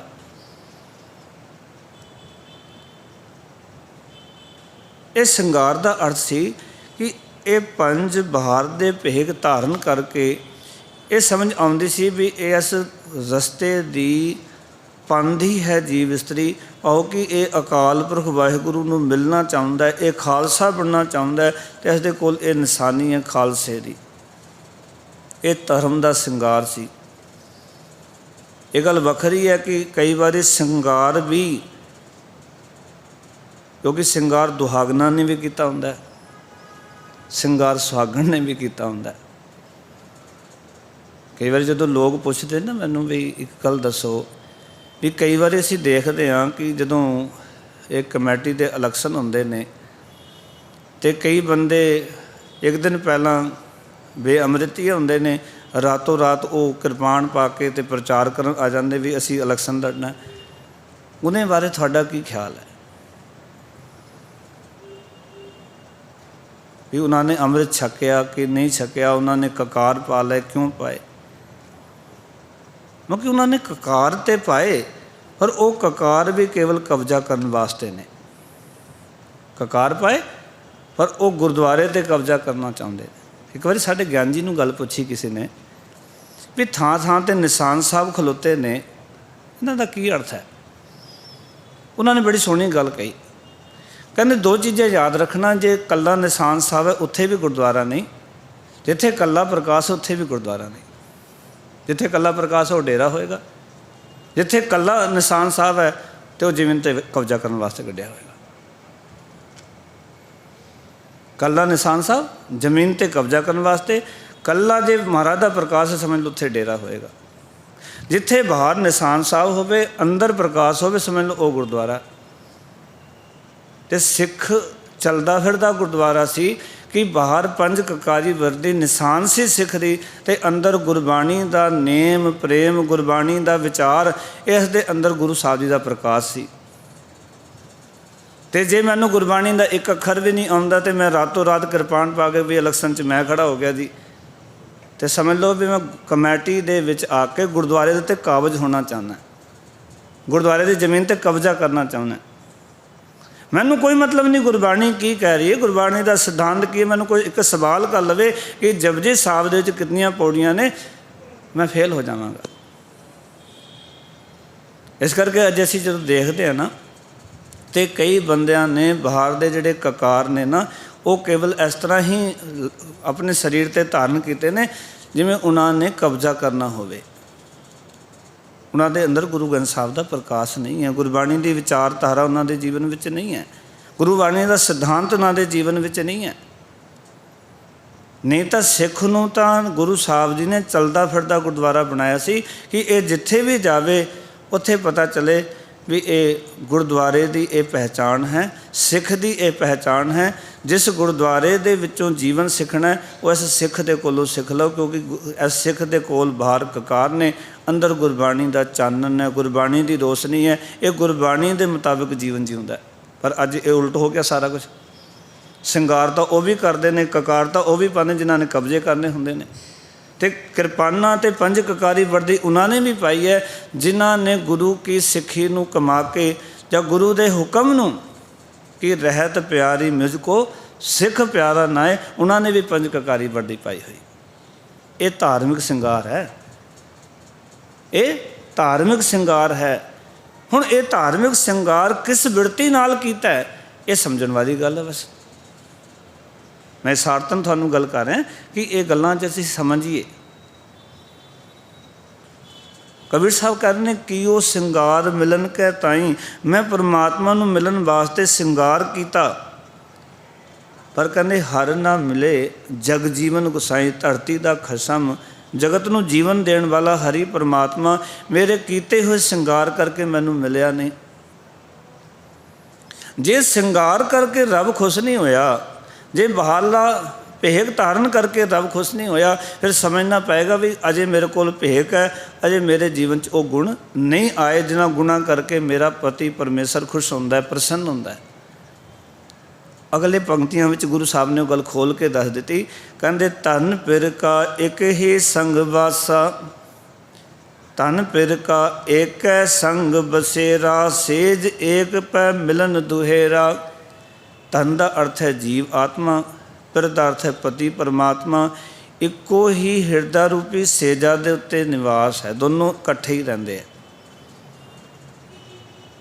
ਪਰ ਸੇਜ ਏਕ, ਇੱਕੋ ਹੀ ਸੇਜਾ ਹੈ, ਪਰ ਪੈ ਮਿਲਨ ਦੁਹੇਰਾ। ਦੁਹੇਰਾ ਦਾ ਅਰਥ ਹੁੰਦਾ ਔਖਾ, ਮੁਸ਼ਕਲ, ਪਰ ਦੋਨਾਂ ਦਾ ਮਿਲਾਪ ਬੜਾ ਮੁਸ਼ਕਿਲ ਹੈ। ਦੋਨੋਂ ਇਕੱਠੇ ਵੀ ਰਹਿ ਰਹੇ ਨੇ, ਇੱਕੋ ਘਰ ਵਿੱਚ ਰਹਿ ਰਹੇ ਨੇ, ਇੱਕੋ ਹੀ ਸੇਜਾ ਹੈ, ਪਰ ਦੋਨਾਂ ਦਾ ਮਿਲਾਪ ਨਹੀਂ ਹੋ ਰਿਹਾ। ਮਿਲਾਪ ਔਖਾ ਹੋ ਗਿਆ, ਮੁਸ਼ਕਿਲ ਹੋ ਗਿਆ। ਕਾਰਨ ਕੀ ਹੈ? ਤੇ ਇਸ ਵਿਆਖਿਆ ਨੂੰ ਗੁਰੂ ਸਾਹਿਬ ਨੇ ਇਸ ਤਰ੍ਹਾਂ ਦਰਸਾਇਆ, ਕਹਿੰਦੇ ਧਨ ਪਿਰਕਾ ਇੱਕ ਹੀ ਸੰਗਵਾਸਾ, ਵਿੱਚ ਹਉਮੈ ਭੀਤ ਕਰਾਰੀ। ਹਉਮੈ ਦੀ ਕੰਧ ਲੱਗੀ ਹੋਈ ਹੈ, ਮੈਂ ਪੈਦਾ ਹੋ ਗਈ ਅੰਦਰ ਜੀਵਨ 'ਚ। ਜਿਤਨੀਆਂ ਵੀ ਸੰਸਾਰ ਦੇ ਵਿੱਚ ਅੱਜ ਮਾਫ ਕਰਨਾ ਤਲਾਕ ਹੋ ਰਹੇ ਨੇ, ਲੜਾਈਆਂ ਝਗੜੇ ਨੇ, ਗ੍ਰਸਤੀ ਜੀਵਨ 'ਚ ਜਿੱਥੇ ਕਲੇਸ਼ ਹੈ ਉੱਥੇ ਹੰਕਾਰ ਦੋਨੇ ਪਾਸੋਂ ਹੋਏਗਾ। ਸਿਆਣੇ ਕਹਿੰਦੇ ਇੱਕ ਹੱਥ ਨਾਲ ਤਾੜੀ ਨਹੀਂ ਵੱਜਦੀ। ਇਹ ਗੱਲ ਬਿਲਕੁਲ ਸੱਚਾਈ ਹੈ ਕਿ ਹੰਕਾਰ ਦੋਵੇਂ ਪਾਸੇ ਹੈ, ਇੱਕ ਪਾਸੇ ਨਹੀਂ। ਔਰ ਬੜੀ ਹੈਰਾਨੀ ਹੁੰਦੀ ਹੈ ਅਜੋਕੇ ਸਮਾਜ ਨੂੰ ਵੇਖ ਕੇ। ਇੱਕ ਘਰ 'ਚ ਦਾਸ ਗਿਆ ਅਤੇ ਪਤੀ ਪਤਨੀ ਦੋਵੇਂ PhD ਸਨ, ਪਤੀ ਵੀ ਅਤੇ ਪਤਨੀ ਵੀ। ਪਰ ਜਦੋਂ ਉਹਨਾਂ ਦੀ ਦਾਸ ਨੇ ਲੜਾਈ ਵੇਖੀ, ਮੈਂ ਕੰਨਾਂ ਨੂੰ ਹੱਥ ਰੱਖੇ ਵੀ ਐਡੀ ਪੜ੍ਹਾਈ ਦਾ ਲਾਭ ਕੀ ਹੋਇਆ। ਮੇਰੀ ਸ਼ਰਮ ਨਹੀਂ ਕੀਤੀ ਵੀ ਗੁਰਦੁਆਰੇ ਤੋਂ ਗ੍ਰੰਥੀ ਸਿੰਘ ਨੂੰ ਤੁਸੀਂ ਅਰਦਾਸ ਕਰਨ ਵਾਸਤੇ ਸੱਦਿਆ, ਤੁਹਾਡੇ ਘਰ ਵਿੱਚ ਇੱਕ ਬੱਚੇ ਦਾ ਜਨਮ ਹੋਇਆ, ਛੋਟੀ ਜਿਹੀ ਗੱਲ 'ਤੇ ਲੜਾਈ ਹੋ ਗਈ ਵੀ ਲੜਕੀ ਕਹਿੰਦੀ ਹੈ ਵੀ ਮੇਰੇ ਮਾਪਿਓ ਨੂੰ ਕਿਉਂ ਨਹੀਂ ਸੱਦਿਆ ਤੁਸੀਂ। ਇਤਨੀ ਗੱਲ ਤੋਂ ਲੜਾਈ, ਐਡੀ ਭਿਆਨਕ ਲੜਾਈ ਹੋਈ ਕਿ ਮੈਂ ਵੇਖ ਕੇ ਹੈਰਾਨ। ਮੈਂ ਪੁੱਛਿਆ ਤੁਸੀਂ ਪੜ੍ਹੇ ਕਿੰਨੇ ਹੋ? ਕਹਿੰਦੇ PhD ਆ। ਕਿਹੜੀ ਗੱਲ ਦੀ PhD ਕਰੀ ਫਿਰਦੇ ਅਸੀਂ? ਲੜਕਾ ਵੀ PhD ਸੀ, ਲੜਕੀ ਵੀ PhD ਸੀ, ਦੋਵੇਂ PhD ਬੱਚੇ। ਲੜਾਈ ਛੋਟੀ ਜਿਹੀ ਗੱਲ 'ਤੇ ਨਹੀਂ ਸੱਦਿਆ, ਫਿਰ ਕੀ ਹੋ ਗਿਆ? ਜੇ ਘਰ ਦੇ ਜੀਆਂ ਨੇ, ਮੰਨ ਲਓ ਘਰ ਵਿੱਚ ਕੋਈ ਬੱਚਾ ਹੋਇਆ, ਮੰਨ ਲਓ, ਅਤੇ ਅਸੀਂ ਮੰਨ ਲਓ ਰਲ ਕੇ ਜੋ ਬੱਚੇ ਦਾ ਨਾਮਕਰਨ ਕਰਨਾ ਹੈ, ਜਾਂ ਬੱਚੇ ਦੇ ਹੋਇਆ ਉਹਦੀ ਖੁਸ਼ੀ ਵਿੱਚ ਅਸੀਂ ਸ਼ੁਕਰਾਨੇ ਦੀ ਅਰਦਾਸ ਕਰਨੀ ਹੈ। ਜੇ ਲੜਕੀ ਦੇ ਪੇਕੇ ਨਹੀਂ ਸੱਦੇ, ਫਿਰ ਕੀ ਹੋ ਗਿਆ? ਪਰ ਹੰਕਾਰ ਹੈ PhD ਦਾ, ਪੜ੍ਹਾਈ ਲਿਖਾਈ ਦਾ ਹੰਕਾਰ ਹੈ, ਆਪਣੀ ਨੌਕਰੀ ਦਾ ਹੰਕਾਰ ਹੈ। ਅੱਜ ਬਹੁਤਾਤ ਦੇ ਵਿੱਚ ਹੰਕਾਰ ਜਿਹੜਾ ਹੈ, ਹਉਮੈ ਜਿਹੜੀ ਹੈ, ਉਹ ਕਿਤੇ ਨਾ ਕਿਤੇ ਸਾਡੇ ਜੀਵਨ ਦੇ ਵਿੱਚ ਇੱਕ ਥਾਂ 'ਤੇ ਰਹਿੰਦੇ ਹੋਏ ਵੀ ਅਸੀਂ ਇਕੱਠੇ ਨਹੀਂ ਹਾਂ। ਗੁਰਬਾਣੀ ਤਾਂ ਆਖਦੀ ਹੈ, ਕਹਿੰਦੇ ਏਕ ਜੋਤ ਦੋਏ ਮੂਰਤੀ, ਧਨ ਪਿਰ ਕਈਆ ਸੋਏ। ਜੋਤ, ਜੋਤ ਦਾ ਅਰਥ ਹੁੰਦਾ ਵਿਚਾਰਧਾਰਾ, ਜੋਤ ਦਾ ਅਰਥ ਹੁੰਦਾ ਸਿਧਾਂਤ, ਜੋਤ ਦਾ ਹੁੰਦਾ ਆਪਸੀ ਰਲ ਮਿਲ ਕੇ ਜੀਵਨ ਜਿਉਣ ਦੀ ਜੁਗਤ। ਹੁਣ ਉਹ ਜੋਤ ਸਾਡੇ ਕੋਲ, ਅੱਜ ਸਾਡੇ ਸਮਾਜ ਕੋਲ ਹੈ ਨਹੀਂ ਹੈ। ਲੜਕੇ ਦੀ ਜੋਤ ਕੋਈ ਹੋਰ ਹੈ, ਪਾਉ ਦੀ ਵਿਚਾਰਧਾਰਾ ਕੁਛ ਹੋਰ ਹੈ, ਲੜਕੀ ਕਿਸੇ ਹੋਰ ਵਿਚਾਰਧਾਰਾ ਵਿੱਚ ਜੀ ਰਹੀ ਹੈ। ਮਿਲਾਪ ਕਿਵੇਂ ਹੋਵੇ? ਗੁਰਬਾਣੀ ਨੇ ਇੱਕ ਗੱਲ ਨੂੰ ਬੜੇ ਪਿਆਰ ਨਾਲ ਸਾਨੂੰ ਸਮਝਾਇਆ, ਕਹਿੰਦੇ ਏਕ ਜੋਤ ਦੋਏ ਮੂਰਤੀ। ਸਰੀਰ ਦੋ ਨੇ, ਮੂਰਤਾਂ ਦੋ ਨੇ, ਪਰ ਉਹਨਾਂ ਦੀ ਵਿਚਾਰਧਾਰਾ ਇੱਕ ਹੋਣੀ ਚਾਹੀਦੀ। ਜਦੋਂ ਤੱਕ ਵਿਚਾਰਧਾਰਾ ਇੱਕ ਨਹੀਂ ਹੋਏਗੀ, ਉਨਾ ਚਿਰ ਉਸ ਘਰ ਦੇ ਅੰਦਰ ਖੁਸ਼ਹਾਲੀ ਨਹੀਂ ਹੋ ਸਕਦੀ। ਪਤਨੀ ਕਿਸੇ ਹੋਰ ਬਾਬੇ ਨੂੰ ਮੰਨਦੀ ਹੈ, ਪਤੀ ਕਿਸੇ ਹੋਰ ਬਾਬੇ ਨੂੰ ਮੰਨਦਾ, ਘਰ ਦੇ ਵਿੱਚ ਸ਼ਾਂਤੀ ਕਿਵੇਂ ਰਹੇ? ਜਦੋਂ ਤੱਕ ਦੋਨਾਂ ਦਾ ਇਸ਼ਟ ਇੱਕ ਨਹੀਂ ਹੋ ਜਾਂਦਾ, ਦੋਨਾਂ ਦਾ ਗੁਰੂ ਇੱਕ ਨਹੀਂ ਹੋ ਜਾਂਦਾ, ਦੋਨਾਂ ਦੀ ਵਿਚਾਰਧਾਰਾ ਇੱਕ ਨਹੀਂ ਹੋ ਜਾਂਦੀ, ਦੋਨਾਂ ਦੇ ਸਿਧਾਂਤ ਇੱਕ ਨਹੀਂ ਹੋ ਜਾਂਦੇ, ਉਨਾ ਚਿਰ ਸਾਡੇ ਘਰ ਦਾ ਕਲੇਸ਼ ਕੋਈ ਵੀ ਨਹੀਂ ਮਿਟਾ ਸਕਦਾ। ਫਿਰ ਅਸੀਂ ਕਹਿੰਦੇ ਅਸੀਂ ਤਾਂ ਫਲਾਣੀ ਥਾਂ ਗਏ ਸੀ ਤਾਂ ਵੀ ਕਲੇਸ਼ ਨਹੀਂ ਮਿਟਿਆ, ਉੱਥੇ ਵੀ ਮੱਥਾ ਟੇਕ ਕੇ ਆਏ, ਉੱਥੇ ਵੀ ਬੱਚਿਆਂ ਨੂੰ ਮੱਥਾ ਟੇਕਾਇਆ, ਸਾਡੇ ਘਰ 'ਚ ਪਤਾ ਨਹੀਂ ਕੀ ਹੋ ਰਿਹਾ। ਪਹਿਲਾਂ ਸਿਧਾਂਤ ਇੱਕ ਕਰਨਾ ਪੈਣਾ, ਵਿਚਾਰਧਾਰਾ ਇੱਕ ਕਰਨੀ ਪੈਣੀ ਹੈ, ਵਿਚਾਰਧਾਰਾ ਨੂੰ ਰਲਾਉਣਾ ਪੈਣਾ। ਔਰ ਵਿਚਾਰਧਾਰਾ ਕਦੋਂ ਵੀ ਰਲਦੀ ਹੈ, ਮੈਂ ਹਮੇਸ਼ਾ ਬੇਨਤੀ ਕਰਦਾ ਕਿ ਵਿਚਾਰਧਾਰਾ ਉਦੋਂ ਰਲੇਗੀ ਜਦੋਂ ਕੁਛ ਗੱਲਾਂ ਅਸੀਂ ਅਗਲੇ ਦੀ ਮੰਨ ਲਵਾਂਗੇ ਅਤੇ ਦੂਜਾ ਕੁਛ ਗੱਲਾਂ ਸਾਡੀ ਮੰਨ ਲਵੇ, ਵਿਚਾਰਧਾਰਾ ਇੱਕ ਹੋ ਜਾਏਗੀ। ਉਸਨੇ ਕਿਹਾ ਮੈਂ ਨਹੀਂ ਮੰਨਿਆ, ਮੈਂ ਕਿਹਾ ਉਸਨੇ ਨਹੀਂ ਮੰਨਿਆ, ਵਿਚਾਰਧਾਰਾ ਕਦੀ ਇੱਕ ਨਹੀਂ ਹੋ ਸਕਦੀ। ਰੱਬ ਦਾ ਸੰਬੰਧ ਕੀ ਹੈ? ਜੇ ਗੁਰਬਾਣੀ ਦੇ ਮੁਤਾਬਿਕ ਦੇਖੀਏ ਨਾ, ਪਰਮੇਸ਼ਰ ਦੇ ਨਾਲ ਸਾਂਝ ਕਿਵੇਂ ਹੈ? ਜਾਂ ਤਾਂ ਅਸੀਂ ਗੁਰੂ ਸਾਹਿਬ ਜੀ ਦੇ ਮੁਤਾਬਿਕ ਹੋ ਜਾਈਏ, ਸਿੱਖ ਦਾ ਗੁਰੂ ਦਾ ਸੰਬੰਧ, ਸਿੱਖ ਦਾ ਪਰਮਾਤਮਾ ਦਾ ਸੰਬੰਧ, ਜਾਂ ਤਾਂ ਅਸੀਂ ਗੁਰੂ ਦੇ ਮੁਤਾਬਿਕ ਹੋ ਜਾਈਏ ਜਾਂ ਗੁਰੂ ਨੂੰ ਆਪਣੇ ਮੁਤਾਬਿਕ ਕਰ ਲਈਏ, ਜਾਂ ਤਾਂ ਅਸੀਂ ਪਰਮੇਸ਼ਰ ਦੇ ਮੁਤਾਬਿਕ ਹੋ ਜਾਈਏ ਜਾਂ ਪਰਮੇਸ਼ਰ ਨੂੰ ਆਪਣੇ ਮੁਤਾਬਿਕ ਕਰ ਲਈਏ, ਤਾਂ ਹੀ ਸੰਬੰਧ ਬਣੇਗਾ ਨਾ। ਉਸ ਤੋਂ ਬਿਨਾਂ ਕਦੇ ਸੰਬੰਧ ਬਣ ਨਹੀਂ ਸਕਦਾ। ਅਤੇ ਮੈਂ ਹਮੇਸ਼ਾ ਬੇਨਤੀ ਕਰਦਾ, ਤਰਲਾ ਲੈਣਾ, ਸਿੱਖੋ ਗੁਰੂ ਨੇ ਸਾਡੇ ਵਰਗੇ ਨਹੀਂ ਬਣਨਾ, ਸਾਨੂੰ ਗੁਰੂ ਵਰਗੇ ਬਣਨਾ ਪੈਣਾ। एक बार उच्चारण करो सतनाम। परमेश्वर ने साडे वर्गे नहीं बनना, सानू परमेश्वर दे वर्गे बनना पैना है। जे असीं रोज़ पढ़ते हैं कि एवड़ ऊँचा होवे कोई तिस ऊँचे को जाने सोए, तो उतना उच्चा अपने आप नूं करो ना किरदार उहदा। ਐਵੇਂ ਤਰਲੇ ਲੈ ਜਾਂਦੇ, ਰੱਬ ਜੀ ਦੇ ਨਾਲ ਤਾਂ ਸਾਂਝ ਬਣਦੀ ਨਹੀਂ, ਗੁਰੂ ਨਾਲ ਪਿਆਰ ਬਣਦਾ ਹੀ ਨਹੀਂ, ਸਾਡਾ ਮਨ ਬਾਣੀ ਟਿਕਦਾ ਨਹੀਂ। ਇਸ ਦਾ ਅਰਥ ਹੈ ਕਿ ਅਸੀਂ ਆਪਣੇ ਆਪ ਨੂੰ ਉਪਰਾਮ ਦੇ ਵਿੱਚ ਨਹੀਂ ਲਿਜਾ ਰਹੇ, ਉੱਚਾ ਨਹੀਂ ਕਰ ਰਹੇ। ਪੜ੍ਹੀ ਰੋਜ਼ ਜਾਂਦੇ ਹਾਂ ਕਿ ਏਵੜ ਉੱਚਾ ਹੋਵੇ ਕੋਈ ਤਿਸ ਉੱਚੇ ਕੋ ਜਾਣਾ ਸੋਏ। ਸਵੇਰੇ ਰੋਜ਼ ਪਾਠ ਕਰ ਲੈਂਦੇ ਹਾਂ, ਪਰ ਏਵੜ ਉੱਚਾ ਹੋ ਹੀ ਨਹੀਂ ਰਿਹਾ ਸੀ। ਪੜ੍ਹਨ ਨਾਲ ਕੀ ਹੋ ਜਾਏਗਾ? ਜੇ ਮੈਂ ਉੱਚਾ ਹੋਣਾ ਹੀ ਨਹੀਂ ਚਾਹ ਰਿਹਾ, ਜੇ ਮੈਨੂੰ ਗੱਲ ਪਤਾ ਲੱਗ ਗਈ ਵੀ ਉਹ ਉੱਚਾ ਹੈ, ਮੈਂ ਨੀਵਾਂ ਹਾਂ। ਦੇਖੋ ਨਾ, ਦੋ ਇੱਕ ਇਸ ਪੱਧਰ 'ਤੇ ਖਲੋਤਾ, ਇੱਕ ਆਪਸ ਵਿੱਚ ਗੱਲ ਕਿਵੇਂ ਹੋਵੇ। ਇੱਕ ਪਹਾੜ 'ਤੇ ਖਲੋਤਾ ਹੈ, ਇੱਕ ਥੱਲੇ ਖਾਈ ਦੇ ਵਿੱਚ ਖਲੋਤਾ ਹੈ। ਦੋਨੋਂ ਇੱਕ ਬਰਾਬਰ ਆਉਣਗੇ ਤਾਂ ਹੀ ਗੱਲ ਹੋਣੀ ਹੈ ਨਾ। ਉਹ ਉੱਪਰ ਵਾਲੇ ਨੇ ਥੱਲੇ ਨਹੀਂ ਆਉਣਾ, ਥੱਲੇ ਵਾਲਾ ਕਹਿੰਦਾ ਮੈਂ ਉੱਤੇ ਨਹੀਂ ਜਾਣਾ, ਨਹੀਂ ਮਿਲਾਪ ਹੋਣਾ।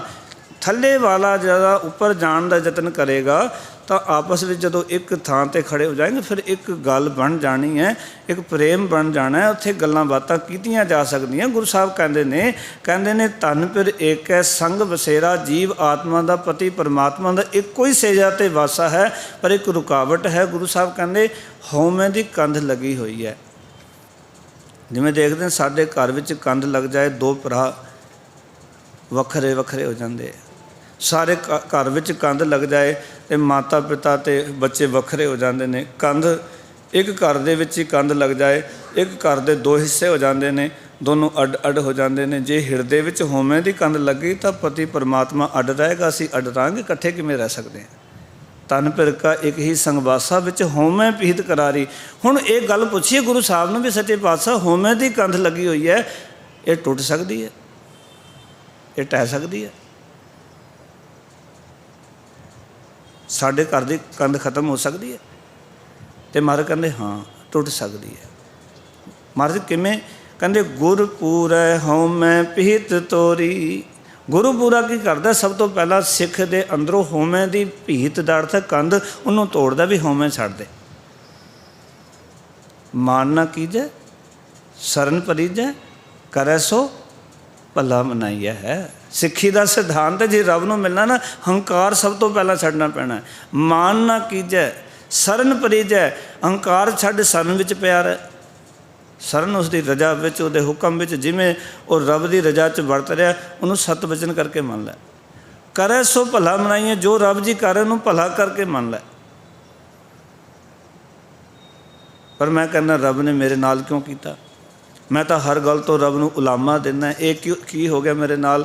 ਰੱਬ ਮੇਰੇ ਨਾਲ ਕਿਹੜੇ ਜਨਮ ਦਾ ਵੈਰ ਲੈ ਰਿਹਾ? ਮੈਂ ਤਾਂ ਉਸਦੀ ਰਜਾ ਨੂੰ ਭਲਾ ਕਰਕੇ ਮੰਨ ਹੀ ਨਹੀਂ ਰਿਹਾ।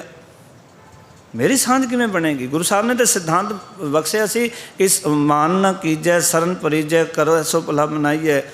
ਸੁਣ ਮੀਤਾ ਜਿਉ ਪਿੰਡ ਸਭ ਤਨ ਅਰਪੀਜੈ, ਇਉਂ ਦਰਸ਼ਨ ਹਰ ਜਿਉ ਪਾਈਐ। ਤਾਂ ਵਾਹਿਗੁਰੂ ਦੇ ਦਰਸ਼ਨ ਹੋਣਗੇ, ਨਹੀਂ ਤੇ ਹੋਣੇ ਨਹੀਂ। ਅਤੇ ਇੱਥੇ ਵੀ ਕਹਿ ਰਹੇ ਨੇ ਵੀ ਇੱਕੋ ਹੀ ਸੇਜਾ 'ਤੇ ਰਹਿੰਦੇ ਨੇ, ਪਰ ਸੇਜ ਏਕ ਪੈ ਮਿਲਨ ਦੁਹੇਰਾ। ਮਿਲਣਾ ਔਖਾ ਹੋ ਗਿਆ ਕਿਉਂਕਿ ਹਉਮੈ ਦੀ ਕੰਧ ਲੱਗੀ ਹੋਈ ਹੈ। ਜੇ ਚਾਹੁੰਦੇ ਹਾਂ ਕਿ ਸਾਡਾ ਮਿਲਾਪ ਹੋਵੇ ਤਾਂ ਗੁਰ ਪੂਰੈ ਹਉਮੈ ਪੀਤ ਤੋਰੀ, ਜਨ ਨਾਨਕ ਮਿਲੇ ਬਨਵਾਰੀ। ਫਿਰ ਅਕਾਲ ਪੁਰਖ ਵਾਹਿਗੁਰੂ ਦਾ ਮਿਲਾਪ ਹੋ ਜਾਣਾ। ਗੁਰੂ ਹਉਮੈ ਦੀ ਕੰਧ ਉਦੋਂ ਤੋੜੇਗਾ ਜਦੋਂ ਗੁਰੂ ਸਾਹਿਬ ਦੇ ਅੱਗੇ ਆ ਕੇ ਅਸੀਂ ਅਰਪਣ ਆਪਣੇ ਆਪ ਨੂੰ ਕਰ ਦੇਵਾਂਗੇ। ਮਹਾਰਾਜ ਹੁਣ ਜੋ ਤੂੰ ਕਰਨਾ ਚਾਹੁੰਦੇ ਮੈਂ ਉਹ ਕਰਨ ਵਾਸਤੇ ਤਿਆਰ ਹਾਂ। ਗੁਰੂ ਕਹੇਗਾ ਫਿਰ ਸਭ ਤੋਂ ਪਹਿਲਾਂ ਨਾ ਹੰਕਾਰ ਛੱਡ ਦੇ। ਤਨ ਦਾ ਅਹੰਕਾਰ, ਤਨ ਦਾ ਅਹੰਕਾਰ, ਪਰਿਵਾਰ ਦਾ ਅਹੰਕਾਰ, ਹੋਰ ਰੂਪ ਦਾ ਅਹੰਕਾਰ। ਇੱਕ ਅਹੰਕਾਰ ਨਹੀਂ ਸਾਡੇ ਜੀਵਨ 'ਚ। ਮਹਾਰਾਜ ਕਹਿੰਦੇ ਨੇ ਨਾਨਕ ਹਉਮੈ ਰੋਗ ਬੁਰੇ। ਗੁਰੂ ਨਾਨਕ ਪਾਤਸ਼ਾਹ ਦਾ ਬਚਨ ਹੈ, ਹਉਮੈ ਦੇ ਜਿਤਨੇ ਵੀ ਰੋਗ ਨੇ ਸਾਰੇ ਹੀ ਮਾੜੇ ਨੇ। ਹਉਮੈ ਦਾ ਇੱਕ ਰੋਗ ਨਹੀਂ ਹੈ। ਸ੍ਰੀ ਚੰਦ ਨੂੰ ਆਪਣੇ ਕਿਸਮ ਦੀ ਹਉਮੈ ਸੀ ਵੀ ਮੈਂ ਗੁਰੂ ਨਾਨਕ ਦਾ ਪੁੱਤਰ ਹਾਂ। ਕੋਈ ਕਹਿੰਦਾ ਮੈਂ ਬਾਦਸ਼ਾਹ ਦਾ ਪੁੱਤਰ ਹਾਂ, ਕੋਈ ਕਹਿੰਦਾ ਮੇਰਾ ਰੂਪ ਬੜਾ ਸੋਹਣਾ ਹੈ, ਕੋਈ ਕਹਿੰਦਾ ਮੇਰੇ ਕੋਲ ਧਨ ਬਹੁਤ ਹੈ, ਕੋਈ ਕਹਿੰਦਾ ਮੇਰੇ ਕੋਲ ਰਾਜ ਪਾਟ ਹੈ, ਕੋਈ ਕਹਿੰਦਾ ਮੇਰੇ ਕੋਲ ਵਿਦਿਆ ਬਹੁਤ ਹੈ, ਕੋਈ ਕਹਿੰਦਾ ਮੈਂ ਬਲਵਾਨ ਬਹੁਤ ਹਾਂ। ਹਉਮੈ ਦਾ ਕਿਸਮ ਇੱਕ ਨਹੀਂ। ਗੁਰੂ ਨਾਨਕ ਹਉਮੈ ਰੋਗ ਬੁਰੇ, ਬਹੁਵਚਨ 'ਚ ਗੱਲ ਕੀਤੀ ਕਿ ਹਉਮੈ ਦੇ ਜਿਤਨੇ ਵੀ ਰੋਗ ਨੇ ਉਹ ਸਾਰੇ ਮਾੜੇ ਨੇ। ਮੈਂ ਜਿਸ ਕਰਕੇ ਵੀ ਕਰ ਰਿਹਾ, ਮੈਂ ਕਰਨੀ ਮਾੜੀ ਹੈ ਬਸ। ਜੇ ਮਿਲਾਪ ਚਾਹੁੰਦੇ ਆ ਨਾ ਤੇ ਮੈਂ ਛੱਡ ਦਈਏ, ਨਹੀਂ ਤਾਂ ਇਹ ਮਿਲਣ ਬੜਾ ਔਖਾ ਹੈ, ਮੁਸ਼ਕਲ ਹੈ। फिर महाराज कहने लगे धन सुहाग जे पी पावै, कहते वो धनता दे जोग है। सुहागन का अर्थ है वो सुहागन भागां वाली है, जो पीए भावै। पीए का अर्थ पति परमात्मा नूं भा जाती है, वाहिगुरू जी नूं चंगी लगती है। इसका अर्थ है कि सिख ने वो काम करने ने जिहड़े काम गुरु साहब नूं चंगे लगते। वो काम नहीं करने भी लोकां नूं चंगे लगन। असी काम वही करते हैं भी लोकां दी नज़र च चंगे होईए सी। उसनों ते रामदास महाराज ने बिल्कुल स्पष्ट लिखा कि अब हम चलनी ठाकुर पै हार, जब हम शरण प्रभु की आई, राख प्रभु पामे मार। लोकन की चतुराई उपमा ते वैसंतर जार, कोई भला कहो पामे बुरा कहो, हम तन दियो है टार। असी लोकां नूं खुश करना चाहते हैं, लोकां नूं धर्मी होकर विखाना चाहते। कबीर साहब ने कहा कबीर अब जान्या, जब जान्या तो मन मान्या, मन माने लोग ना भतीजै। ना भतीजै तो क्या कीजिए, मेरा मन मन गया, लोग नहीं भतीजदे। क्योंकि लोग कहते तू तो तिलक नहीं लाया, तू जनेऊ नहीं पाई, तो लोग नहीं भतीजदे। पर मेरा मन भतीज गया। लोगों नूं पतिया के की करना है? गल तां यह है कि मेरा मन मनना चाहिए, मेरा मन उस दे नाल जुड़ना चाहिए। मेरे खसम वाहिगुरू नूं मैं चंगा लगना चाहिए। लोगों नूं चंगा लगा ना लगा, पर गुरु नूं मैं चंगा लगा। सिੱਖੀ ਉਹ ਸੀ ਜਦੋਂ ਸਿੱਖ ਕਹਿੰਦਾ ਸੀ मैं गुरु नूं चंगा लगना चाहिए, चंगा लगा। संसार की कहता मैनू कोई परवाह नहीं। अज दा सिੱਖ कहता मैं लोगों नूं चंगा लगा, गुरु नूं चंगा लगा कि ना लगा। अज सिੱਖ ये परवाह नहीं करता। गुरु की नज़र च मैं प्रवान हाँ कि नहीं, गुरु के मुताबिक जिंदगी जी रहा कि नहीं जी रहा। अज सिੱਖ इस गल नूं पासे करके लांबे करके अज सिੱਖ कह रहा भी लोग खुश हो जान। मैं बार बार बेनती करदा, लोगों ने जितना मर्जी कर लो, लोगों ने कभी थोड़े खुश नहीं होना। लोगों नूं तुसीं खुश नहीं कर सकते, संसार नूं खुश नहीं किया जा सकता। इस करके चंगा होवे असीं वाहिगुरू जी नूं खुश कर लईए, ताकि उसकी नज़र च प्रवान हो जाइए। धन सुहागन जो भावै, कह कबीर फिर जन्म न आवे। कबीर साहब कहते हैं, कहते फिर वो जन्म मरण के गेड़ च नहीं आउंदी। जिहड़ी अकाल पुरख वाहिगुरू जीव इस्त्री भा जाती है, तो वह भागां वाली सुहागन है। वो सुहाग भरी है, उसका सुहाग बरकरार हो गया, भागां वाली बन गई, जिहड़ी अकाल पुरख वाहिगुरू नूं भा गई है। सो अज दा गुरमत सिद्धांत ये सानूं समझा रहा है कि जे तू रब नूं मिलना है, वाहिगुरू जी दे नाल जुड़ना है, तो वो काम कर जिहड़े काम रब जी नूं चंगे लगदे है। वो काम कर जिहड़े गुरु साहब नूं चंगे लगदे ने। वो सिंगार कर जिहड़ा सिंगार गुरु नूं प्रवान है। लोकां नूं दिखाउण दी लोड़ नहीं, लोकां नूं पतियाण दी लोड़ नहीं, लोकां नूं खुश करन दी लोड़ नहीं। तैनूं तू जो भी काम करें वो काम कर जिहड़ा गुरु साहब जी का सिद्धांत है, गुरमत की विचारधारा है, उस विचारधारा के मुताबिक अपनी जिंदगी नूं ढाल लै। उस विचारधारा के मुताबिक अपने आप नूं गुरु दे नाल जोड़ लै। वो विचारधारा तेरे जीवन का आधार बन जाएगी, तू संसार च सुखी हो जाएगा। जदों उस विचारधारा में अपने आप नूं ढालदे हैं ना, तो कई लोग ने जिहड़े सातों दूर हुंदे ने, पर वही हुंदे ने जिहड़े मनमत दे धारनी हुंदे ने। जदों असीं गुरु की विचारधारा विच रंगे जाते हाँ, तो साडे बहुत गुरमत वाले साथी बन जाते हैं, असी सत्संगी बन जाते हैं। वो जदों असी सत्संगी बन गए, फिर असी उस वाहिगुरू जी के घर विच प्रवान हो जाते हैं। उसनूं गुरु नानक पातशाह ने इदां कहा, कहने पेवकड़ै तन खरी इयानी, तिस सै की मैं सार ना जानी। सै मेरा एक दूजा नहीं कोई, नदर करे मिलावा होई। साहुड़ै सच साच पहचानिया, कहते सहज सुभाए अपना पिर जानिया। गुर प्रसादी ऐसी मत आवे, ता कामन कंतै मन भावै। कहत नानक पह भाव का करे सिंगार। प्रेमा भगती का सिंगार कर लै, की होएगा? सद ही सेजै रवै प्रचार। फिर वाहिगुरू तेरी सेजा तो सदा ही रहेगा, तेरे हिरदे में सदा ही वसिया रहेगा। जदों तू पह भाव का सिंगार कर लैंगी। पह का अर्थ है डर, भाव का अर्थ है प्रेम। रब दे डर दा ते उसदे प्रेम का सिंगार जीवन च बना लै, फिर वाहिगुरू तेरी सेजा ते सदैव रहेगा। तू कभी फिर दुखी नहीं होएगी, तू कभी परेशान नहीं। परेशानी की है? ਸਾਡਾ ਦੁੱਖ ਕੀ ਹੈ? ਸਾਡੀ ਲਿਵ ਦਾ ਉਸ ਨਾਲੋਂ ਟੁੱਟ ਜਾਣਾ। ਲਿਵ ਦਾ ਜੁੜਾਓ ਹੀ ਸੁੱਖ ਹੈ, ਲਿਵ ਦਾ ਟੁੱਟ ਜਾਣਾ ਹੀ ਦੁੱਖ ਹੈ। ਅਤੇ ਜੇ ਅਸੀਂ ਕਦੀ ਦੁਖੀ ਨਹੀਂ ਹੋਣਾ ਚਾਹੁੰਦੇ ਤਾਂ ਆਪਣੇ ਮਨ ਨੂੰ ਗੁਰੂ ਚਰਨਾਂ ਨਾਲ ਜੋੜ ਕੇ ਰੱਖੀਏ, ਫਿਰ ਹੋ ਜਾਣਗੇ ਇਹ ਲੋਕ ਸੁਖੀਏ। ਪਰ ਲੋਕ ਸਵੇਲੇ ਨਾਨਕ ਹਰਿ ਭਉ ਆਪੇ ਮਿਲੇ। ਦੁੱਖ ਸੁੱਖ ਸੰਸਾਰ ਕੁਛ ਨਹੀਂ ਹੈ, ਸਾਡੀ ਲਿਵ ਹੈ, ਸਾਡੀ ਬਿਰਤੀ ਹੈ, ਸਾਡੀ ਮਨੋਦਸ਼ਾ ਹੈ। ਜਦੋਂ ਅਸੀਂ ਗੁਰੂ ਦੇ ਮੁਤਾਬਿਕ ਆਪਣੇ ਆਪ ਨੂੰ ਢਾਲ ਲੈਂਦੇ ਹਾਂ, ਫਿਰ ਦੁੱਖ ਵੀ ਦੁੱਖ ਨਹੀਂ ਰਹਿ ਜਾਂਦਾ, ਉਹ ਵੀ ਸੁੱਖ ਬਣ ਜਾਂਦਾ ਹੈ। ਇਹ ਗੁਰਮਤਿ ਨੇ ਸਾਨੂੰ ਸਿਖਾਇਆ ਹੈ। ਅੱਜ ਦੇ ਦੀਵਾਨ 'ਚ ਇਤਨੀਆਂ ਬੇਨਤੀਆਂ ਪ੍ਰਵਾਨ ਕਰਨੀਆਂ ਜੀ। ਸਭਨਾਂ ਦਾ ਧੰਨਵਾਦ। ਫਤਿਹ ਦੀ ਸਾਂਝ ਕਰੋ। ਆਖੋ ਜੀ ਵਾਹਿਗੁਰੂ ਜੀ ਕਾ ਖਾਲਸਾ, ਵਾਹਿਗੁਰੂ ਜੀ ਕੀ ਫਤਿਹ।